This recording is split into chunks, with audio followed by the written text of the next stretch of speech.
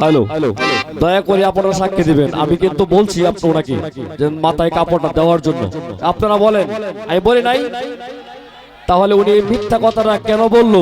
জবটা দিয়ে যাবেন আজকে থেকে। আপনি অন্য যা কিছু করছেন সব মেনে নিয়েছি, এই বাউল মঞ্চে দাঁড়িয়ে কেন মিথ্যা বললেন এই কথাটা জব দেন। আপনি এখন বলছেন আমাকে মাথার কাপড় দেওয়ার জন্য। আমার মঞ্চে উঠার আগে এখানে বসে আছিলাম, বাসায় গেছিলাম, ওই সময় বলতেন মাথায় কাপড় দেন। এখন কি খোলা সম্ভব? না দুই সাইডে পড়া। বলেন একটা শিল্পীরা শরম দিন। আপনি আমার গান পছন্দ না, আপনি আমার না করেন, আমি চলে যাব। এরকম অপমান করতেছেন কেন?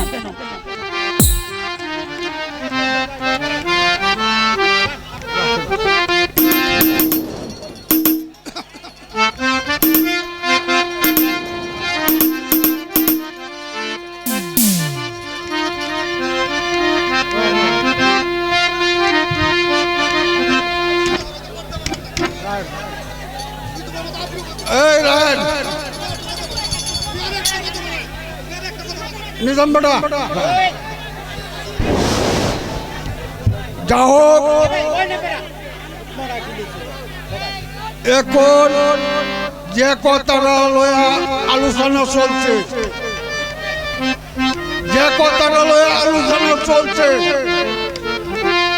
ওই আলোচনাটা পথের দিশা যার পথ আছে আপনারা কাছে, আপনারা একটু ধৈর্য ধরে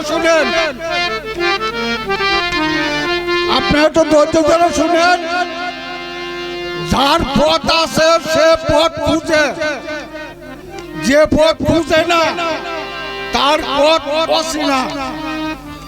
আমরা নয়ন ভরে দেখছি, নয়ন ভরে কাটছি।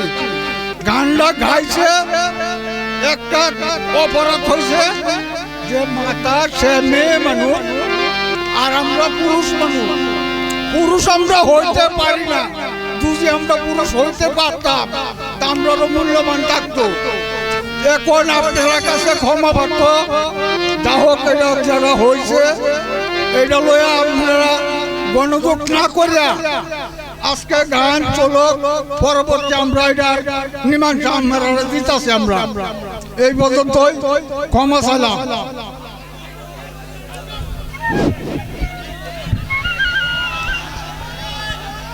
হ্যালো, আসলে দর্শক যেহেতু আপনার পক্ষে আছে, এখানে আমার উরস মাহফিল না।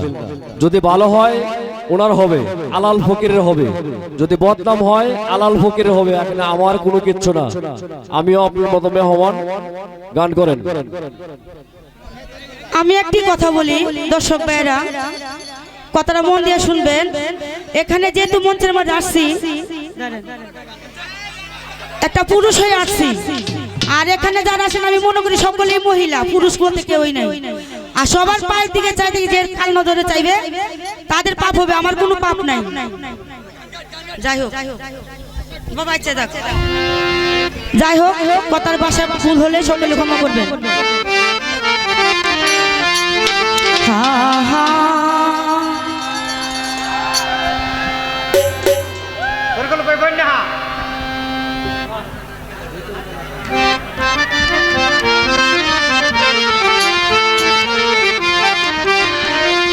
সরি, বাঙালি গান গাইতে পারলাম না, আমি একটি দেহদত্ত গান রাখি। ও গোয়ালাহি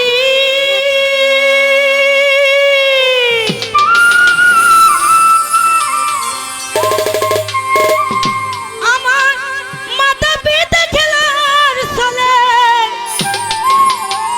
মায়ের মাতৃ গর্ভে পাঠাইলে তুমি মায়া জরায়ুতে দিয়েছিলে ঠাই। উনি বলছে আমাকে আমি তার মায়ের মতো। হ্যাঁ ঠিক আছে, এখানে যারা আছে সকলেই আমার ছেলে।